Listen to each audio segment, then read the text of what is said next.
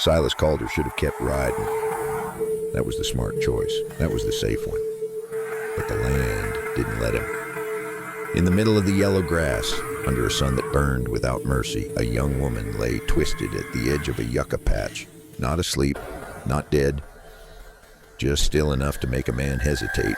The air buzzed with insects, and a leather creaked under Silas's saddle as his horse stopped short. Somewhere far off, metal ticked softly, the sound of tack cooling after a long pull. From a distance, the scene already looked wrong. A lone rancher riding down on a girl who couldn't stand. No witnesses, no road close enough to hear her voice. Silas swung down anyway, boots hitting hard earth. He didn't rush.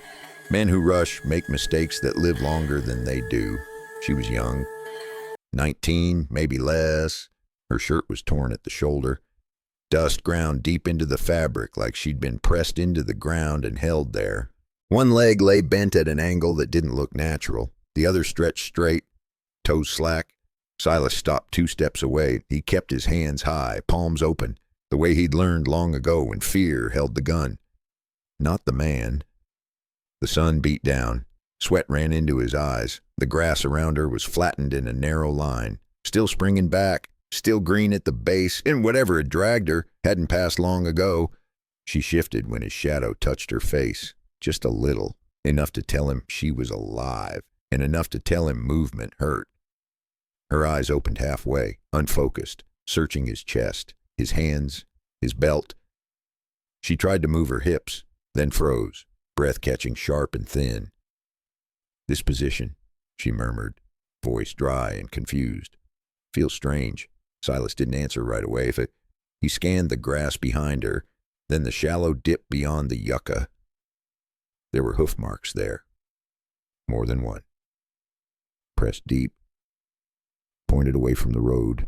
He looked back at her face, then away again.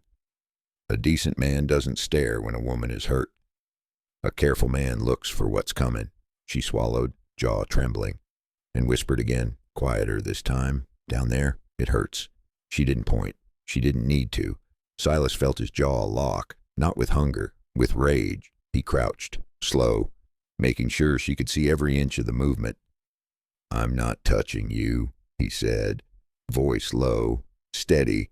"Not unless you tell me to." Her eyes flicked to his hands again, then to the horizon behind him. Fear moved through her like a second pulse. Silas followed her gaze. The grass lay bent in a thin trail, leading back toward the low ground. A scrap of leather sat half buried near her ankle. Harness cord. Cut. Not torn. The insects kept buzzing, but at under it, just barely. He caught another sound, a soft clink, metal on metal. Not close, not far enough to ignore. Somebody was still out there. Silas straightened just enough to block her view of the trail behind him. If she saw riders coming, she'd panic. If she panicked, she'd try to run. If she ran, she wouldn't make it 10 steps. He took off his hat and set it on the ground between them. A small thing, but it showed intent. "You're safe right now," he said. That was all he promised. She watched him like a trapped animal watches water, unsure, desperate. Silas glanced once more at the flattened grass, at the marks that said wagon wheels had turned off the main trail on purpose, at the cord that said someone didn't want her following. This wasn't an accident, and it wasn't over. Before the story goes any further, let me be clear with you. What you're hearing has been gathered from old frontier accounts and retold with care. Some details have been adjusted to sharpen the lesson, to protect dignity, and to carry the weight of the truth without turning it into spectacle. All images you see are AI generated, used only to help you feel the place, the heat, and the danger of that time.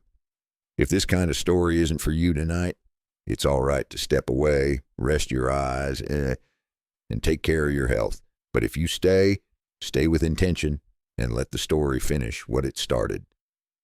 Silas shifted his stance, placing himself fully between her and the low ground. He didn't draw his gun. Drawing too early tells the wrong men you're afraid. "Miss," he said, "I'm going to move you out of the sun." She stiffened. Not from pain this time. The fear was sharper. No town, she whispered. That stopped him colder than a shout. He waited, let her breathe, let her decide. Please, she said. They'll be there. That was the moment the world narrowed, not to her body, not to her youth, to the choice standing in front of him. If he rode straight for town, the wrong men could claim her. If he rode for the fort, someone faster might arrive first with a cleaner lie. If he did nothing, the sun would finish what they started. Silas tore a strip from his shirt slow enough not to spook her. He showed it to her first, then he asked, "May I?" She nodded once. He slid his arm under her shoulders. Careful, keeping distance where distance mattered. She hissed softly, pain breaking through her control, fingers clutching his sleeve like it was the only solid thing left in the world. From far away, it would have looked ugly. A grown man lifting a helpless girl. No context, no mercy. Silas knew that. He felt the weight of it, but he also felt the heat of the ground through his knees. He heard the faint creak of leather again. Closer now. And he knew that if he hesitated 1 second longer, choice would be taken from him. He lifted her, firm and careful, and turned away from the road. Not toward town, not toward help that could be bought. Toward an old water stop on his land, a place nobody watched. Behind them, in the shimmering grass, a horse snorted. Silas didn't look back. He made his decision. Silas didn't head for the road. He turned his horse into the grass, angling toward a shallow rise where the land dipped and hid itself. The girl stayed quiet against him, breathing short and careful. Like every breath cost something. The sun was still mean, the kind that makes time feel slower than it is. Silas kept one hand on the reins and one steady at her back. Not gripping, just there. So she knew she wasn't falling again. He felt eyes on him. You don't see them, not right away. You feel them first, the way a man feels a storm coming through his knees. The old water stop came into view. 2 posts, a leaning trough, a windmill that hadn't turned right in years. It used to serve trail wagons before the rail took over, back when people still trusted open land. Silas eased down from the saddle and lowered her onto a folded blanket in the shade of the trough. The wood was splintered, but it blocked the sun, and right now shade mattered more than comfort. She winced as he set her down, then pressed her lips together hard, refusing to cry. That told him more than words would have. "You're doing fine," he said. Not soft, not sharp, just plain truth. He poured a little water into his palm and let her sip it slow. Too much would make her sick. Too fast would make her choke. She nodded thanks without looking at him. Her eyes stayed on the open land, watching for movement.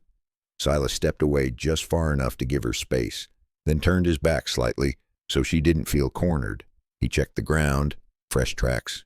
2 horses, maybe 3. They hadn't ridden hard. That bothered him. Men who rush leave mistakes. Men who take their time expect cooperation. Silas rolled his shoulders once and breathed out. He hadn't planned on trouble today. He'd planned on fences and water and a quiet supper. Life didn't ask him. He took another look at the scrap of cord she'd carried with her. He hadn't touched it yet. Evidence has a way of changing a man's day. "You from around here?" he asked, not looking at her. She shook her head once. "You headed somewhere?" he said. Another nod, then a pause. "Not anymore," she said. That was enough.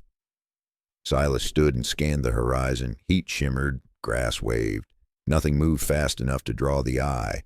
But the land doesn't lie. It only waits. He heard it then. A horse snort. Far. Then another.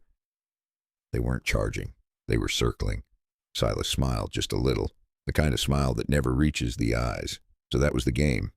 He walked back to her and crouched, keeping his voice even. "Listen to me," he said. "I'm not handing you to anybody, but we're not staying long either." Her fingers tightened on the blanket.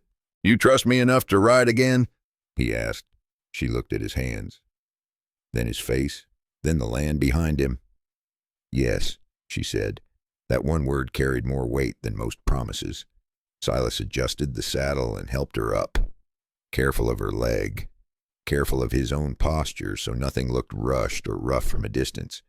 He mounted behind her this time, giving her the reins, but guiding them with his hands nearby, not over. They moved off slow, too slow to look like flight. Behind them, a rider crested the rise, then another. Silas didn't look back. He counted steps, measured angles.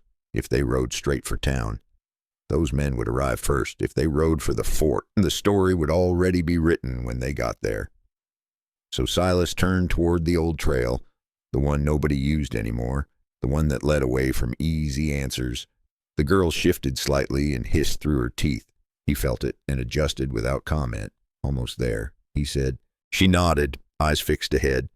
They reached the far side of the water stop and dipped into a shallow cut where the land fell away. The riders slowed behind them. Silas let himself breathe again. Just a little, those men, she said quietly. They say they help girls find work. Silas snorted once. Men who help don't need to chase. That earned him a breath of a laugh from her. It surprised them both. They rode on, the sound of insects rising again, the land pretending nothing had happened. Silas felt the weight of the choice settling in. Once you turn away from the road, you don't get to pretend you didn't. He didn't know her story yet, didn't know her name, didn't know who would come asking, but he knew this. Someone had tried to take her like property, and someone was still close enough to believe she belonged to them. That was enough to keep him riding. If you're still with me, go ahead and subscribe so you don't miss where this road leads. Pour yourself a cup of tea or coffee, settle in, and let the story unfold. Tell me what time it is where you are and where you're listening from, and we'll ride the rest of this trail together. Silas kept the horse at a walk long after the riders disappeared from sight. Speed draws attention. Calm lets the land do the hiding for you. The old trail curved gently, half swallowed by grass and years. Wheels hadn't cut it deep in a long time. That suited him fine. The girl leaned forward just enough to ease the pain in her leg. She didn't complain. That told Silas she'd learned when noise made things worse. They rode like that for a while, the kind of quiet that lets a man hear his own thoughts whether he wants to or not. Silas didn't like the ones pushing in right now. He knew this pattern, had known it years ago when he still wore a badge and believed paper and stamps meant protection. Back then it was cattle deals and land deeds that went crooked. Now it was people. The horse slowed on its own near a stand of scrub oak. Silas let it. Animals notice what men miss. He dismounted and helped her down again, this time with a little more confidence between them. She trusted his hands now, or at least trusted the choice she'd made more than the ones chasing her. He checked her leg without staring, looking at how she held herself, not where it hurt. She could bear weight. That was good. She couldn't walk far. That was bad. We'll rest here, he said. Just a minute. She nodded and sat against a rock, eyes never fully closing. Silas tied the horse and walked a short circle around them. Tracks again, not fresh this time, older. Wagon ruts that didn't belong to any honest freight line. That settled something in him. He came back and sat on a fallen log, far enough not to crowd her. You got a name, he said. She hesitated, then gave it. Lillian. Silas. He said, no title, no explanation. Lillian nodded like she was filing it away, testing whether it matched the man in front of her. You don't talk like those men, she said. Silas almost smiled. Most men don't talk much at all, he said. They just make noise. That earned him another small breath of a laugh. She stopped it quick, like laughing hurt something deeper than her leg. Silas watched the tree line again. Still. Too still. They told me I'd be cleaning rooms, she said. Quiet, like the words might carry. Cooking sometimes. Good pay. Safe. Silas scratched his jaw. Safe is a word folks use when they want you not to ask questions. She looked down at her hands. They kept my papers, she said. There it was, the hook beneath the bait. Who kept them? He asked. She shook her head. Office, men. They said it was easier that way. Silas leaned back and let out a slow breath. He could already see how this would go if it went the wrong way. They move you from place to place, he said. Tell you it's temporary. Lillian nodded. They charge you for the ride, he said. Another nod. They say you owe them, he said. She looked up then, eyes sharp. Yes. Silas didn't curse, didn't need to. The pattern was old as dust. He stood and paced once, keeping his voice even. That's not work, he said. That's a trap. She swallowed. I figured that out too late. Silas stopped pacing and faced her again. You figured it out early enough, he said. You're here. That mattered. A breeze moved through the scrub. The horse flicked its tail. Silas checked the sky. They had daylight yet, but not enough to waste. We're not going back the way we came, he said. And we're not going into town just yet. Her shoulders tensed. Town has eyes, he went on, and some of them don't blink. She nodded slowly. Where then? Silas pointed with his chin. Santa Fe, her brow furrowed. That's far. Far's good, he said. Far means time. She thought about that, then nodded. They mounted again, this time with her riding on her own, slow but steady. Silas stayed close, not guiding, just guarding. The trail widened, then narrowed again. The land opened up, then closed. It felt like moving through a maze that didn't care if you learned the rules. They crossed a dry wash and climbed out the other side. That's when Silas saw it. A scrap of paper caught in the brush, folded small, handled too much to be trash. He dismounted and picked it up. Didn't open it right away. Paper has a way of changing things once you read it. Lillian watched him, eyes unreadable. Silas unfolded it carefully. A printed heading, fancy enough to look official, simple enough to be fake. Ladies' Help Bureau. Below it, a name, not hers. Below that, a place, Las Vegas. Silas felt his mouth go dry. So that was the next cage.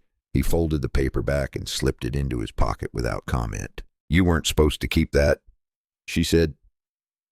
No, he agreed. But they weren't supposed to drop you in the grass either.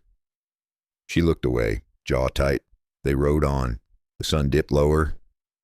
Shadows stretched. The land grew quiet in a different way now. The way it does before night decides what belongs. Silas kept watching behind them. Once he thought he saw movement, then it was gone. Maybe they'd given up. Maybe they were smarter than that. Silas had learned not to trust maybe. As the trail bent toward a rise, he felt the weight of what he'd done settle in his chest. Once you cross a line like this, you don't get to step back clean. He didn't know how many men would come asking, didn't know how much money talked in the towns ahead, didn't know how much trouble followed a piece of paper like the one in his pocket. But he knew this. Somebody would want her back, and somebody would come looking for him. Silas touched the brim of his hat and nudged the horse forward. Ahead, the trail dipped again, toward the lights of a place where people smiled easy and asked too many questions. And just before they reached the bend, he heard it. Not behind them, not to the side, ahead.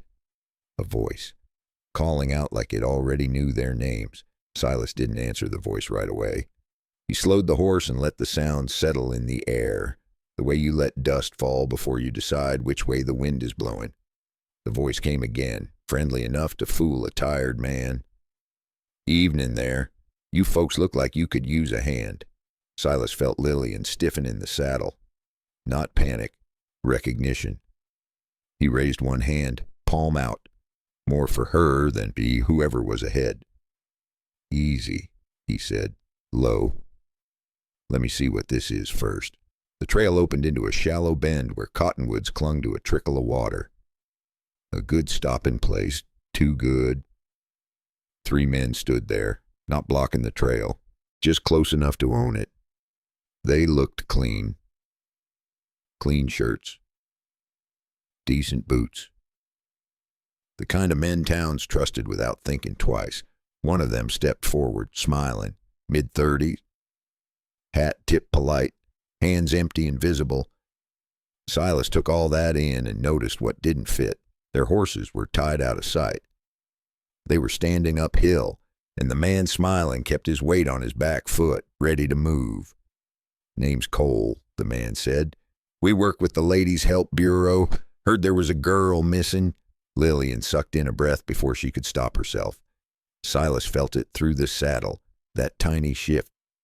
That was all the answer he needed. She's with me, Silas said. Riding south, Cole smiled wider.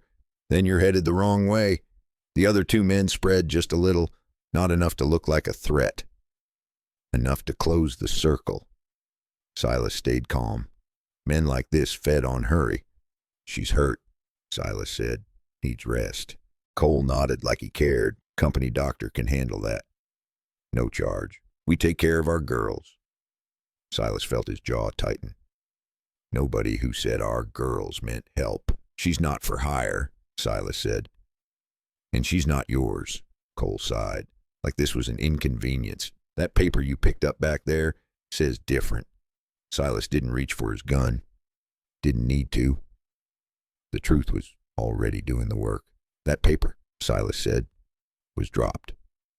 Cole tilted his head. Dropped things get returned. Lillian spoke then, voice thin but steady.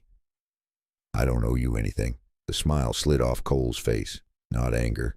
Calculation. That's not how the books read, he said. Silas shifted his horse half a step forward. Not aggressive, just enough to say the conversation had moved. You boys should ride back, Silas said. Find another trail. One of the men laughed under his breath, the wrong kind of laugh. Cole raised a hand. Let's not make this hard, he said. She signed. There's debt. Sheriff will back that. There it was, the word that turned air heavy. Silas nodded once. Which sheriff? Cole blinked. Just once. Las Vegas, he said. Silas almost smiled. Almost. Funny, Silas said. I was thinking Santa Fe. Cole's eyes narrowed. Santa Fe meant more eyes, more questions. You don't want to take this road, Cole said. People get lost out here. Silas leaned down slightly so Lillian could hear him. Keep your eyes on the trees, he murmured. Count them. Don't listen. Then he looked back up at Cole. I've been lost before, Silas said. Found my way out. The air stretched thin. Somewhere behind them, a horse stamped. Cole exhaled through his nose. All right, he said. We tried polite. One of the men stepped forward. Too fast. Silas moved first. Not with his gun, with his horse. He turned the animal sharp, crowding the space, forcing the man back a step. Dust kicked up. Confusion followed. Silas leaned down and snapped the reins. Hold on, he said. They broke through the bend at a trot, not a run. Running invited bullets behind them. Voices rose. Boots hit ground. A shot cracked. High, wild. Silas didn't look back. He didn't need to. Men who shoot like that are angry, not confident. They cleared the trees and hit open land again. The trail split ahead. Silas took the narrower one without slowing. Lillian clutched the saddle horn, breath coming hard now. They'll keep coming, she said. Yes, Silas said. They won't stop, she said. No. He agreed. The sun slid lower, throwing long shadows that made every rise look like cover. They rode until the horse began to sweat dark. Only then did Silas slow. He guided them into a shallow arroyo where the land folded in on itself. A place sound didn't travel right. He helped her down again and checked her leg. Swollen, painful, still workable. You did good back there, he said. She shook her head. I froze. Freezing keeps you alive, Silas said. Running gets you killed. That seemed to settle her. Silas walked the edge of the arroyo and listened. No pursuit yet, but that would change. He sat on a rock and pulled the paper from his pocket again. Looked at the name, looked at the stamp. This was bigger than 3 men on a trail. Lillian watched him. You could still leave me, she said. Silas folded the paper slow. Too late for that. He said. The sky turned orange. Night would bring choices of its own. Silas stood and helped her back up. We ride at first dark, he said. Toward Santa Fe, she nodded. As they moved out of the arroyo, Silas felt it again. That pressure between the shoulders, being watched. He glanced back once, on the ridge behind them. A shape moved, then vanished. Silas tightened his grip on the reins, because now he knew for certain this was not a misunderstanding anymore. It was a claim. Night came in slow, like it always does when a man doesn't want it to. The heat bled out of the ground, replaced by that dry chill that settles into bones. Silas rode with one eye on the trail and one on the sky, measuring how much light he had left and how much trouble was still moving behind them. They didn't speak much. Talking wastes breath. Listening saves it. When the stars finally pushed through, Silas guided the horse off the trail and into a low stand of juniper. Not deep, just enough to break their outline. He slid down first, then helped Lillian down, slow and careful, the same way he had before. Her legs shook when it took weight, but it held. That mattered. Silas loosened the cinch and let the horse breathe. He rubbed the animal's neck once, a quiet thanks. Good horses earned respect. They sat on opposite sides of a fallen log, the space between them comfortable now, earned the hard way. Crickets took over the night. Somewhere far off, a coyote tested the dark. Silas pulled the folded paper from his pocket again. Didn't open it. Just felt its weight. Lillian noticed. That thing, she said, it's trouble. Silas nodded. So were most true things. She watched the tree line while he worked. Eyes sharp despite the pain. That told him she wasn't done surviving yet. After a while, Silas spoke again, voice low. You didn't fall off a wagon. She shook her head. You didn't wander off either. Another shake. They were moving you, he said, not helping you. Her shoulders sagged a little. The kind of sag that comes when someone finally stops pretending otherwise. They said it was temporary. She said, just until the debt was paid. Silas leaned back against the log. Debt's a word folks use when they want you to stop counting. She nodded slowly. They charge for the ride, for the food, for the bed, for the air, Silas said. She looked at him, surprised. Seen it before, he said. Different shape. Same lie. The night pressed in. Silas listened for hooves, for voices, for anything that didn't belong. Nothing yet. He reached into his saddlebag and pulled out a small tin of coffee grounds in a dented cup. Didn't light a fire. Didn't need to. The smell alone did some good. You don't have to tell me everything, he said. Just what keeps you alive. Lillian stared at the ground for a long moment. Then she spoke. They keep a book, she said. With names. Silas's hand paused on the cup. Men. She went on. Places. Dates. Silas didn't look at her. He didn't need to. He could hear the weight in her voice. I saw it once, she said, in an office. They were drunk, laughing. Silas waited. I took it, she said. That got his attention. She finally looked up. Not proud, not scared, just honest. I didn't know what else to do, she said. I figured if I ran, I needed something worth chasing. Silas let out a breath he didn't know he'd been holding. That, he said, was a brave kind of stupid. A corner of her mouth twitched. I was hoping for just brave. You'll settle, he said. He finally unfolded the paper, looked at the heading again. Ladies Help Bureau. He shook his head. Sounds like something your church would donate to. That's how they like it, she said. Silas refolded the paper and slid it back into his pocket. Santa Fe was the right call, he said. More eyes there.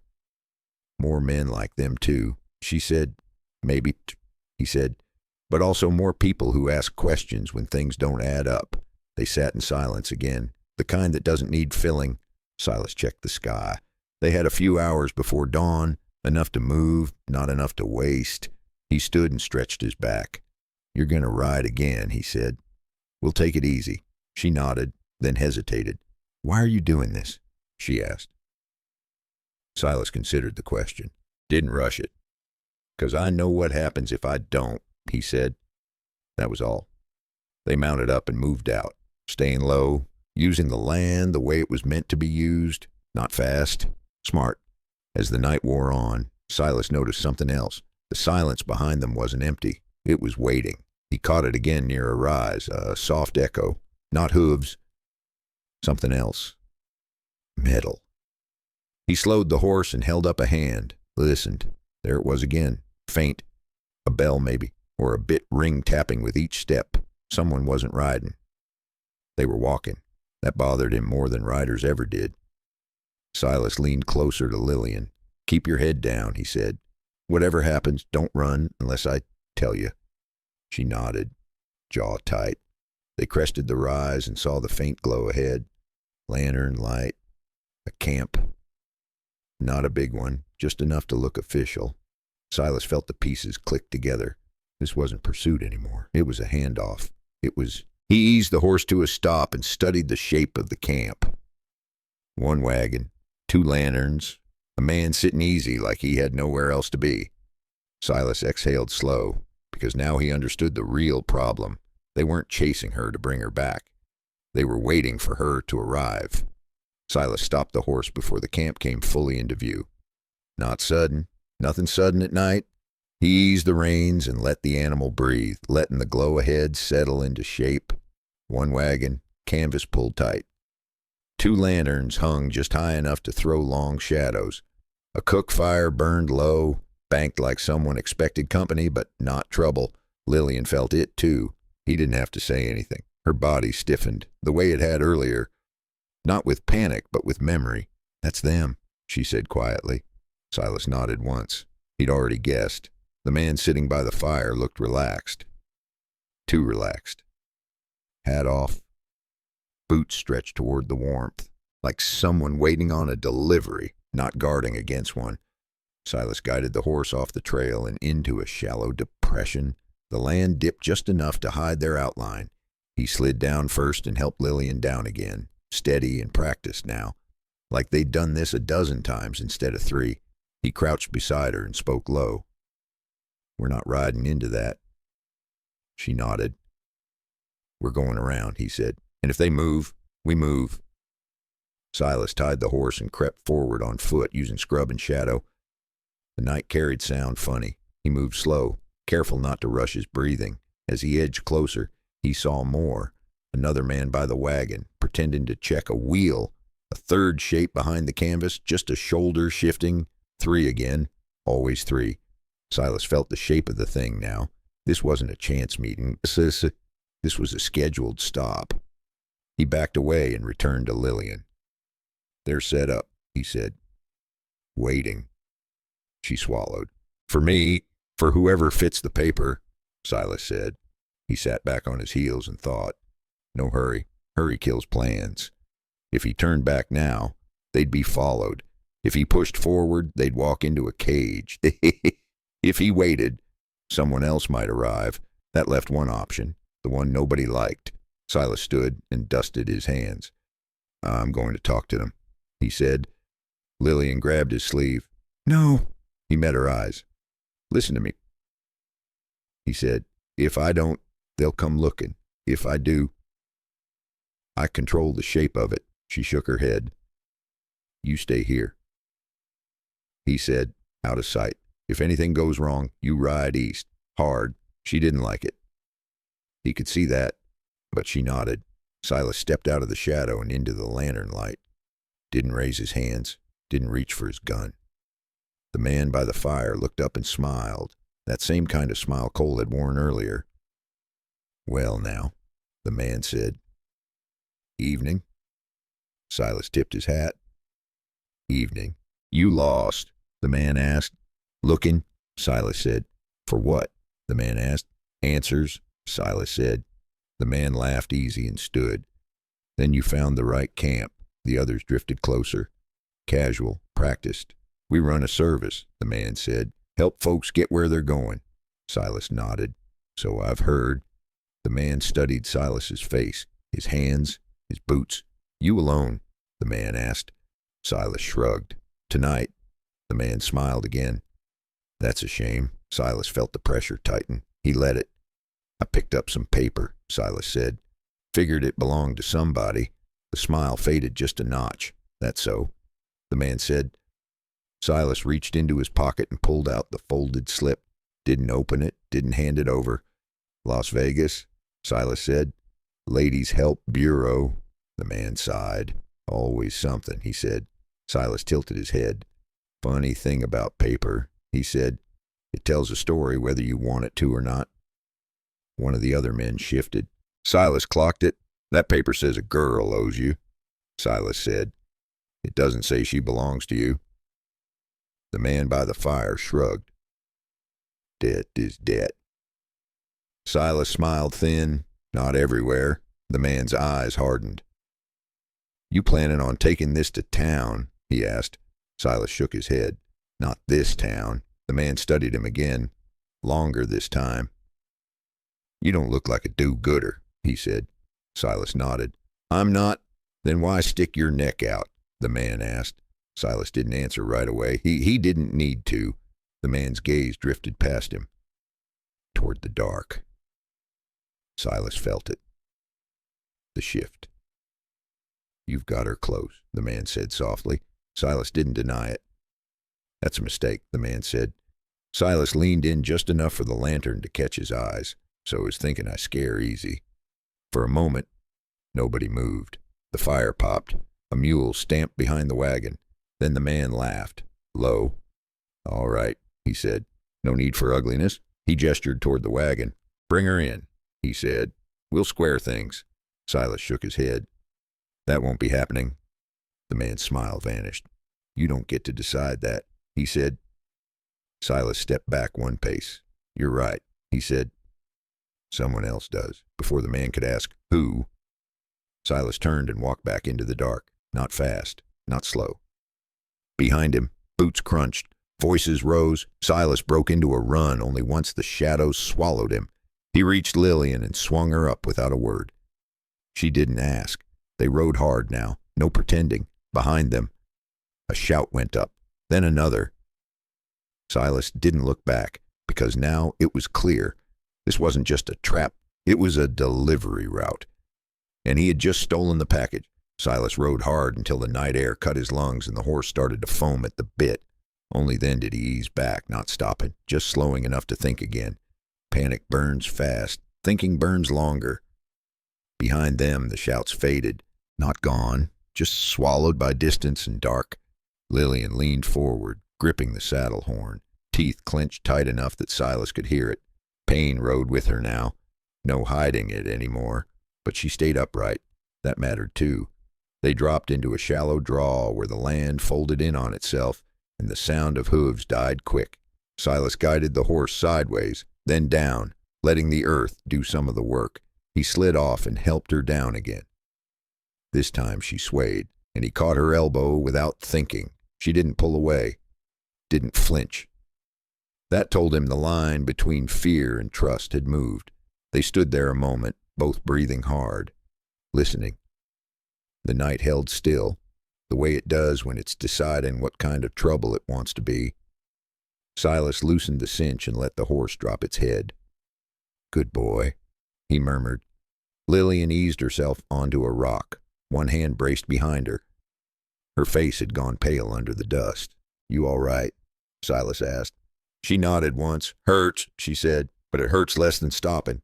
Silas gave a short huff of a laugh. That's about as honest as it gets. He crouched and checked the ground again. They'd crossed rock and dry wash and good for breaking a trail, but not forever. Those men back there, Lillian said, they don't give up. No, Silas said, they don't. He looked at the stars, then back toward where Santa Fe waited somewhere beyond the dark. Too far for comfort, too close to turn back. He sat on a low stump and rolled his shoulders. I'm going to tell you something, he said.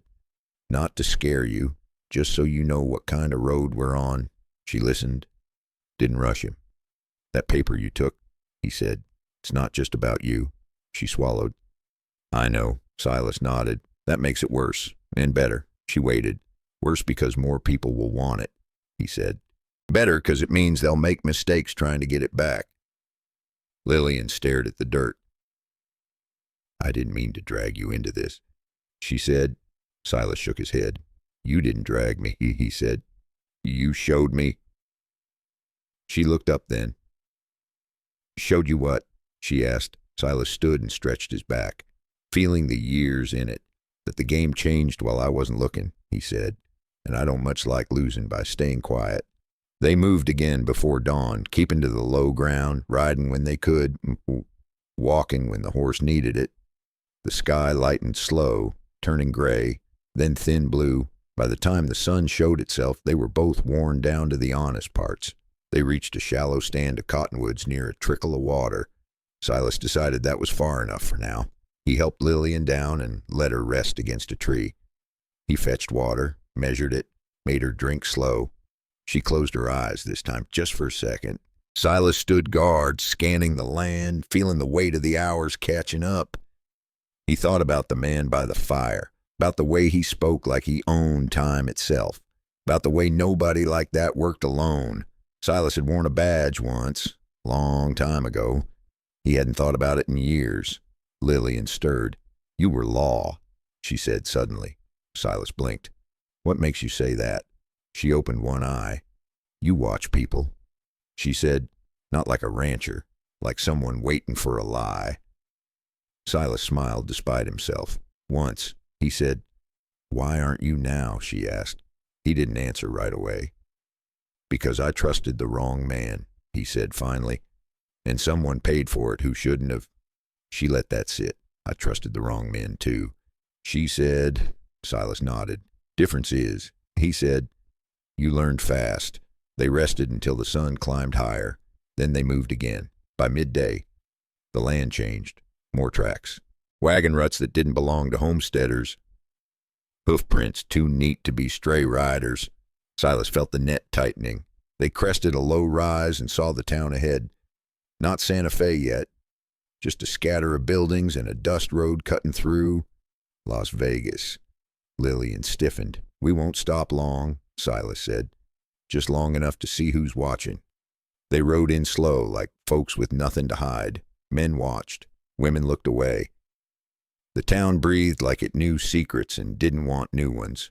Silas felt it then. That old pressure behind the eyes. Law lived here, and law could be bought. He tied the horse and helped Lillian down. She leaned on him more than before. Didn't apologize. Good.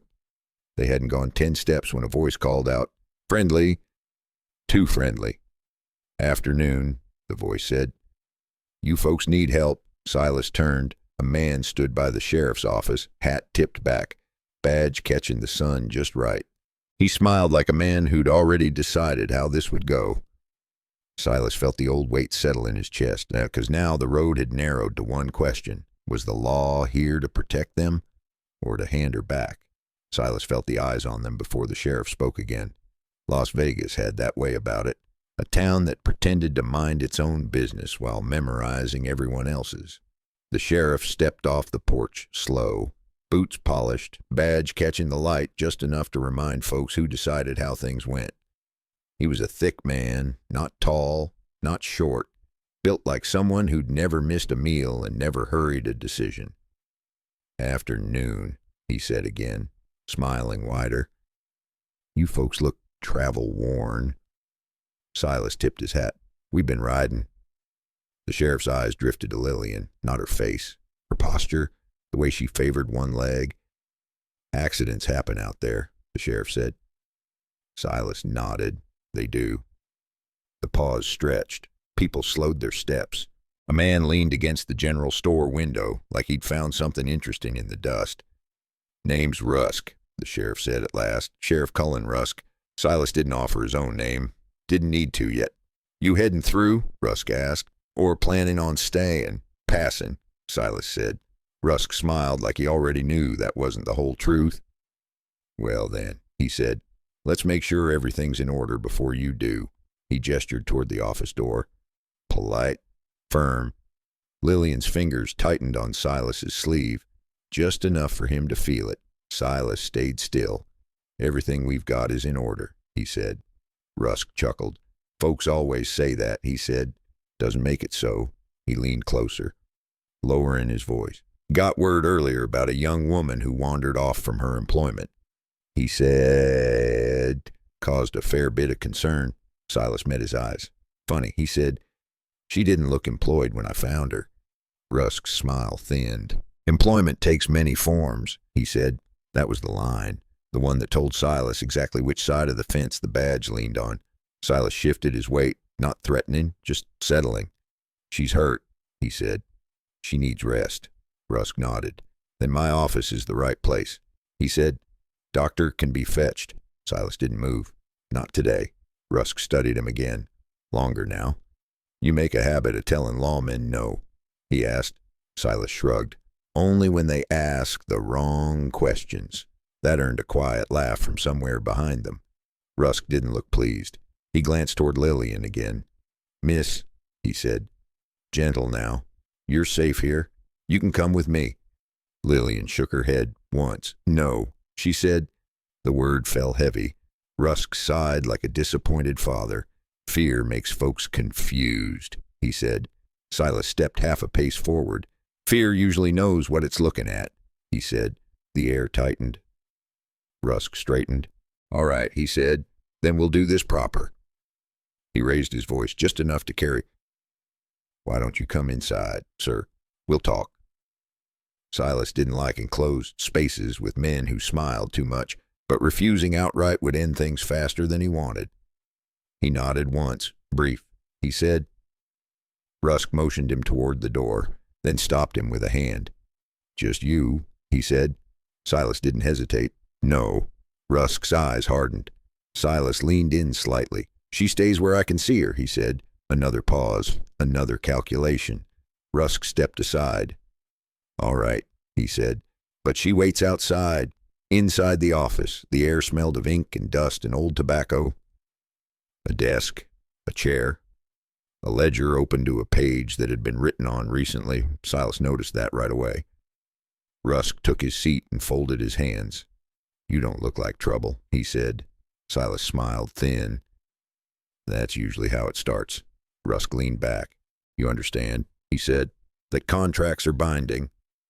Silas glanced at the ledger. Depends who's holding them. Rusk followed his gaze, then smiled. That book there, he said, keeps a town running smooth. Silas nodded. Looks heavy. Rusk's eyes flicked up. You carrying any paper of your own? He asked. Silas didn't answer. Rusk sighed. Man like you, he said, ought to know when to let things go. Silas thought of the campfire, the wagon, the way men waited like goods didn't breathe. Man like me, Silas said. Knows what happens when he doesn't. Rusk leaned forward. Here's how this goes, he said. You leave the girl, you ride out. Silas shook his head. Rusk's voice cooled. Then you won't ride out at all. Outside. Silas heard boots shift, more than before. He stood. Slow. Rusk rose with him. You ever wonder, Rusk said, how many folks disappear between towns? Silas met his eyes. Every day, he said. He turned and walked out without waiting to be dismissed. Lillian looked up when he stepped onto the porch. One look at his face told her enough. Silas mounted without a word and reached down. She took his hand and swung up, pain flashing across her face but never stopping her. They rode out slow, not fleeing. Yet. Behind them. Rusk watched from the porch, smile gone, eyes sharp. Silas didn't turn until the town fell behind them. He felt the weight of it now. The law was part of it, not chasing, guiding. Silas leaned closer to Lillian as the road stretched ahead. We can't go straight to Santa Fe, he said. She nodded. Where then? Silas looked toward the hills. Somewhere the law doesn't walk first, he said. And as the town disappeared behind a bend, Silas realized the next choice would decide whether they stayed ahead of the story or became part of the ledger themselves. Silas didn't slow until Las Vegas was well behind them and the land began to wrinkle into low hills. The road thinned. The air changed. That was how he knew they were finally off the sheriff's map. He turned the horse onto a cattle path that hadn't seen a brand in months, then another narrower cut that looked more like an animal trail than anything made by men. Lillian rode quiet, holding herself steady, trusting the rhythm more than her leg. They didn't speak for a long while, not because there was nothing to say, because too much had already been said by the way that badge caught the sun. When Silas finally stopped, it was near a stand of rocks that broke the wind and hid sound. He helped Lillian down and let her rest against the stone. Her breathing was shallow now, but even. Silas checked the trail behind them. Nothing yet, but he didn't believe in yet. We're not going straight, he said. Not tonight, not tomorrow. She nodded. I figured. He took the saddlebag down and pulled out what little food he had left. Hard bread, a strip of dried meat. Not much. Enough. They ate slow. Chewing gave the hands something to do. After a bit, Silas reached into his coat and pulled out the folded paper again. This time he opened it all the way. He studied it like a man reading a map he didn't trust. Lillian watched his face. Not the paper. His face. That's not all of it, she said. Silas didn't look up. No, he said. It never is. She shifted, wincing, then settled again. There's a book, she said. Silas's fingers stopped moving. A ledger. She went on. They keep it locked most times, but not always. Silas folded the paper and put it away. Then he waited. They had me copying numbers once. She said, names, places, dates. Silas leaned back against the rock. And you read more than they thought. She nodded. I took it the night they were drunk. She said, not the whole thing, just a section. Silas closed his eyes for a second. That explained the camp, the waiting, the way they weren't panicked yet. That paper you dropped, he said, was bait. Yes, she said. He let out a slow breath. You're braver than you should be, she shrugged. I was tired of being careful. Silas looked out over the land again. Careful was the only thing keeping them alive right now. Where's the rest of it? He asked. She hesitated, then reached under her blouse, slow, deliberate. Making sure he saw every movement, she pulled out a thin bundle wrapped in cloth. Worn. Sweat-stained. Silas didn't touch it. She held it out. I was waiting for the right time, she said. This is the right time, Silas said. She handed it over. The ledger was smaller than he expected. Thin, enough to hide, enough to ruin people. He didn't open it yet. Didn't need to. Just holding it told him everything he needed to know. This, he said, is why they won't stop. Lillian nodded. They said nobody would believe me. Silas looked at her. They're right, he said. Most folks won't. She stiffened. But some will, he added, and those are the ones that matter. He wrapped the ledger back up and slid it deep into his saddlebag, under tools and cloth and things that looked boring enough not to steal. Santa Fe won't work now, Silas said. Her head snapped up. That was the plan. It was, he said, before the sheriff. She let that settle. Then where? She asked. Silas pointed north, toward the darker line where the land rose. Raton Pass, he said, her brow furrowed. That's dangerous. So is staying alive, he said. She almost smiled at that. They move goods through there. Silas went on, rail, wagons. Too much traffic to watch everyone. Too many eyes to control all of them. She considered it. And the law. The law gets tired climbing hills, Silas said. That earned a small tired laugh from her. Laugh. They rested until the stars came back out. Silas kept watch while Lillian slept in short stretches, never fully letting go. Sometime near midnight, Silas heard it. Not hooves, not voices. A whistle. Low. Answered by another farther off. Silas felt his shoulders tighten. They weren't searching anymore. They were coordinating. He nudged Lillian awake. Time to move, he said. She nodded without question. They mounted and rode again, keeping low, keeping quiet. As the hours passed, Silas felt the net draw tighter. He could sense it in the way sound carried, in the way the land felt watched. Near dawn, they reached a ridge that looked down on a long cut of trail. Wagon marks, fresh. Silas slowed. That's their road, Lillian said softly. Yes, Silas said. And if we cross it, she said, they'll know. He finished. Silas sat there a moment, weighing the ledger in his bag like a stone pulling at his spine. If they turned back, they'd be chased. If they crossed, they'd be seen. If they waited, they'd be found. There was only one move left. Silas looked at Lillian. We cross, he said, but not together. Her eyes widened. I'll draw them, he said. You take the long way round. She shook her head immediately. No. He met her gaze. This ledger gets through, he said. Even if I don't. She swallowed hard. Silas reached out and squeezed her hand once. Firm, certain. Before she could answer, a shadow moved on the trail below them. Silas felt his pulse slow, because now it wasn't a question of if they were found. It was who they would take first. Silas didn't wait for Lillian to argue again. He shifted in the saddle and made the decision the way old men do. Quiet and final. He reached into his saddlebag and pulled the ledger part way out. Not enough to show names, just enough to show weight. "This stays with you," he said. "You ride wide. You don't look back." Lillian shook her head. "Hard." "No," she said. "Not like this." Silas met her eyes. "This is exactly like this," he said. "And it's why we're still breathing." She swallowed and looked down the ridge again. The trail below was alive now. Men moving with purpose, not hiding anymore. Silas leaned closer. "They don't need me alive," he said. "They need what you're carrying." She gripped the reins tighter. "You don't know that." Silas gave a thin smile. "I know men," he said.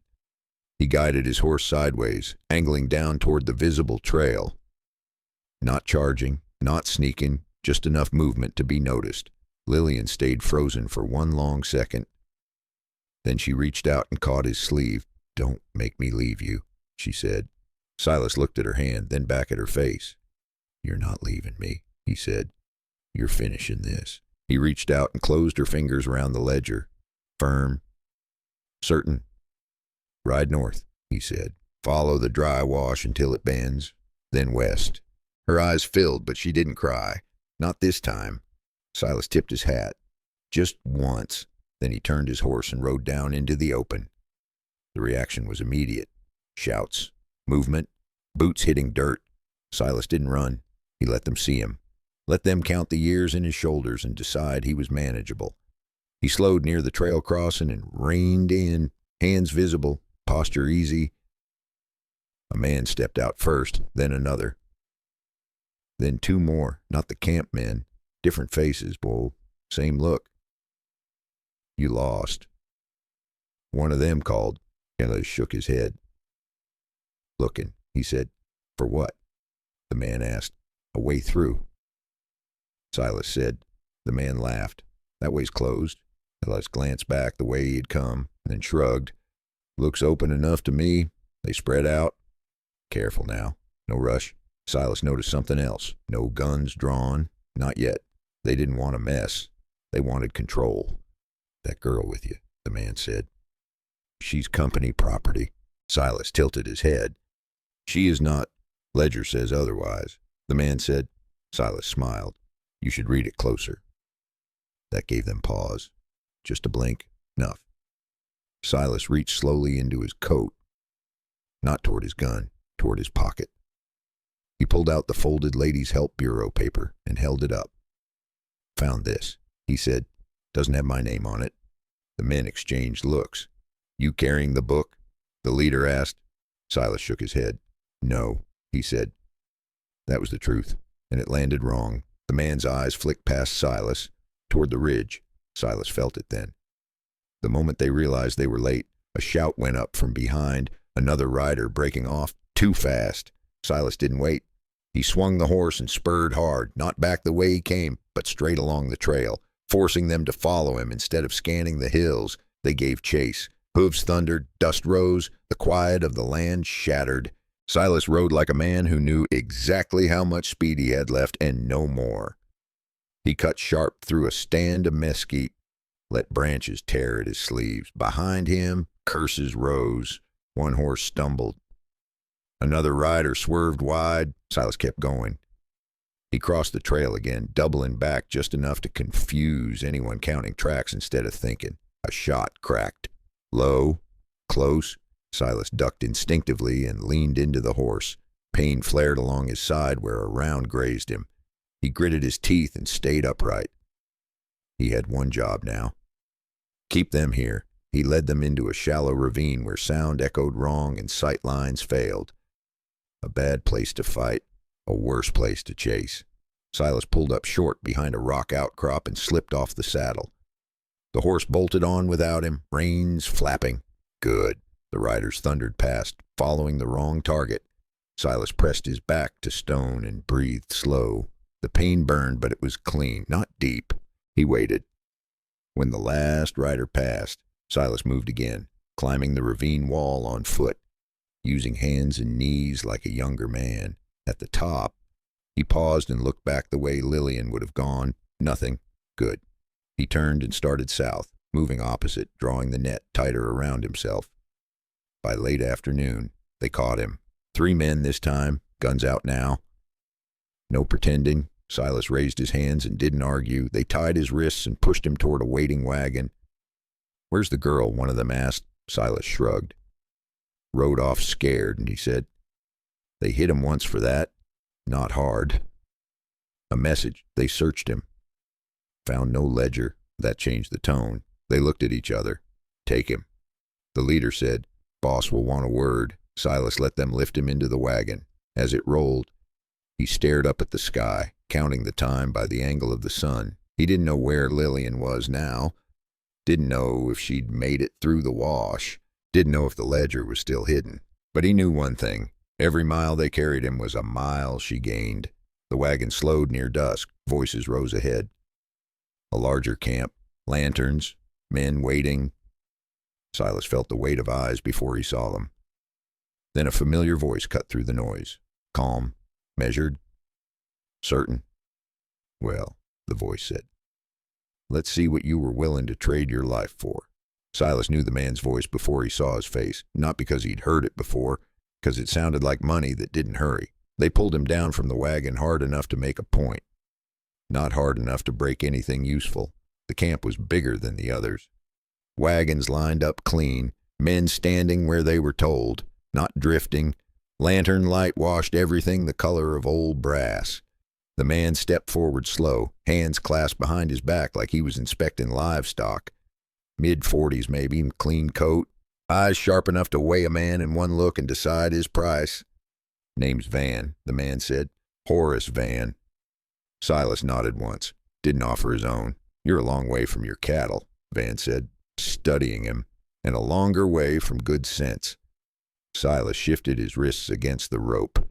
"Road took a turn," he said. That earned a faint smile. Van circled him, not close enough to touch, just close enough to own the space. "You caused a fair bit of trouble today," he said. Silas shrugged as much as the ropes allowed. "Wasn't trying to." Van stopped in front of him. "But you did," he said. Silas met his eyes. "That happens when people get treated like freight." The smile faded. "Just a notch. You have opinions." Van said, "Men with opinions usually don't live long out here." Silas nodded. "Yet here I am." One of the men behind him shifted. Van raised a finger without looking. The movement stopped. "That ledger," Van said. "Where is it?" Silas didn't answer. Van waited. Patience like that costs money. "You understand?" Van went on. "That a book doesn't mean much without the right hands." Silas looked past him at the wagons, at the men waiting, at the system laid out clean and efficient. "Looks like it means enough," Silas said. Van laughed softly. "Confidence," he said. "I like that." He leaned in closer. "You're going to tell me where the girl went," he said. "And then you're going to ride out of here with a warning." Silas shook his head. Van sighed. That wasn't one of the options. He nodded to one of the men. A fist came in quick, not to Silas's face, to his ribs. Pain flared bright and sharp. Silas grunted, but stayed on his feet. Again, Van said calmly, "Another hit. Lower." Measured. Silas tasted copper and smiled through it. "That's not going to bring her back," he said. Van studied him like a man studies a tool that isn't working right. "You're older than you look," he said. "That usually means smarter." Silas straightened as best he could. "Then act like it," he said. Van considered that, then waved the men back. "Search him," he said. They did. Thorough. Found nothing. That was the moment Van's patience finally cracked. Not loud. Just gone. "You think you won," Van said quietly. "You think sending her off alone buys you something?" Silas met his eyes. "It buys her time," he said. Van smiled again, thin this time. "Time runs out," he said. He turned away and motioned to the wagon. "Take him," he said. "We'll let the road finish what he started." They threw Silas back into the wagon and tied him down tighter. The wheels rolled. The camp faded behind them. Silas lay there staring at the canvas roof, counting breaths, counting bumps, counting chances. He didn't know how far Lillian had gotten. Didn't know if she'd found cover or water or a friendly face. But he knew something Van didn't. People like Van trusted systems. They trusted that fear worked the same on everyone. Silas trusted something else. The wagon rolled through the night and into morning. By midday, they slowed near a cluster of buildings that didn't pretend to be anything more than a stop. A man rode up alongside the wagon, lean, dusty, badge pinned crooked. Van met him halfway, voices low. Silas watched through a tear in the canvas. Money changed hands. Paper followed. The badge nodded. Silas felt his chest tighten, so the law really was part of it. They rolled again, slower now, like the road belonged to them.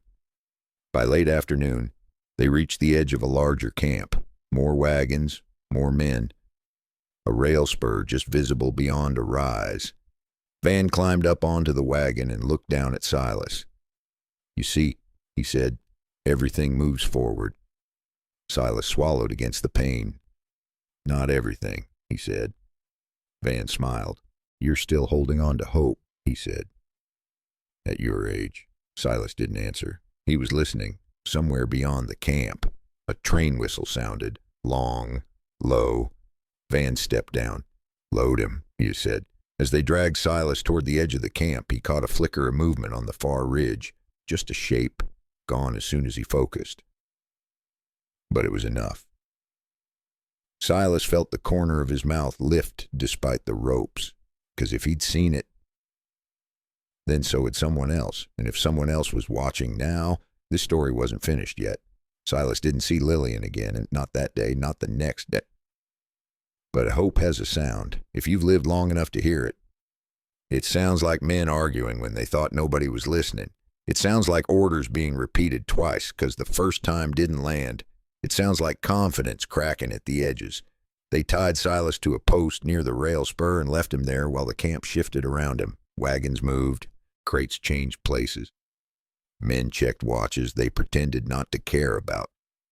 That told Silas everything. They were waiting for something to arrive, or for something to fail. He leaned his head back against the wood and breathed through the pain, slow and even. Pain passes. Fear only grows if you feed it. By late afternoon, the tone changed. Not loud, urgent. A rider came in hard from the north, horse-blown, face pale. He spoke to Van in a low rush, words tumbling over each other. Van's calm slipped, just for a second. That was enough. Silas closed his eyes and let himself believe, not in miracles, in people, because people, when pushed far enough, sometimes choose right even when it costs them. An hour later, the first whistle sounded. Not the train's, a different one. Short, sharp. Men reached for guns without being told. That was new. Then came the shouting. Not from inside the camp. From the edge. Silas heard boots running the wrong way, orders crossing each other, someone yelling a name that didn't answer back. And underneath it all, another sound. Horses. More than a few. This wasn't a rescue. It was a reckoning. Silas didn't see who fired first. He didn't need to. He felt the post shake as someone slammed into it. Ropes were cut. Hands grabbed his shoulders. "Can you stand?" a voice asked. Silas nodded and did it before his body could argue. He caught one glimpse of the ridge as he was pulled away. Shapes moving with purpose, not hiding, not afraid. Somewhere in that chaos. Van shouted, not command, questions. That told Silas the ledger had done its work. They moved him fast, not gentle, but careful enough. Pain flared and then dulled again as adrenaline took over. When they stopped, it was quiet, real quiet. Silas sat on the ground, back against a rock, breathing the dust and the evening air. Someone handed him water. Someone else pressed a cloth to his side. He didn't ask who they were. Didn't need names right now. He only asked one thing. Did she make it? The man across from him nodded. "She did," he said. Silas closed his eyes. That was enough. Later, much later, when the dust settled and the camp burned low, Silas learned pieces of the rest, not all of it. You never do. Lillian had ridden until her leg nearly gave out. She had followed the wash. She had trusted the turns. She had reached people who still believed paper mattered when it told the truth. The ledger had changed hands, quietly at first, then not quietly at all. Names on paper became voices. Voices became questions. Questions became warrants. Not everyone paid. They never do, but enough did. Van disappeared before sunrise. Men like him always do. The operation broke apart. Not clean, not complete, but broken enough to matter. Silas stayed 2 days near the hills while his body caught up with what his will had spent. On the third morning, he stood on his own and saddled a borrowed horse. He didn't go looking for Lillian. That wasn't how this ended. She needed space to become more than what they tried to make her, and he needed to return to a life that had been interrupted for a reason.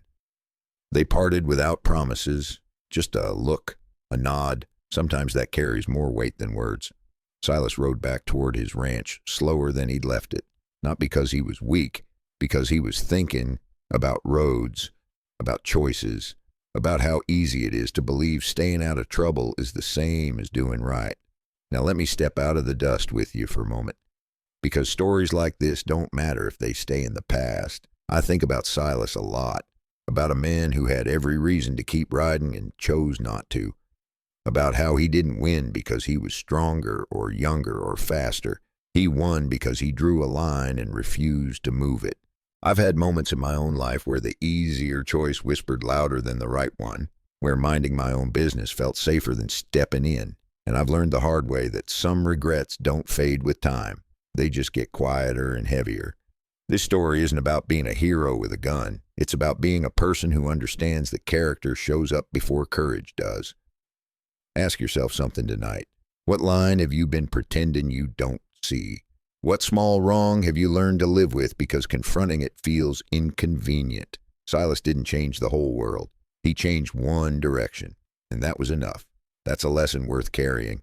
If you are older, you might think your time for bold choices is past. Silas would tell you that wisdom without action is just memory.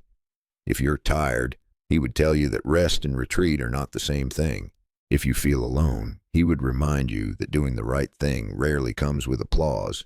We live in a world that still moves people like cargo, that still hides cruelty behind paperwork and polite language, that still counts on good men and women looking away.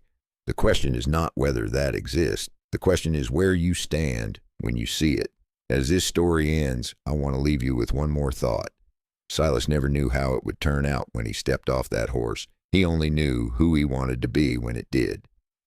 That is a choice you get to make every day. If this story gave you something to think about, take a second and press like. It helps this channel reach people who might need to hear it. And if you want more stories like this, told slow and honest, go ahead and subscribe.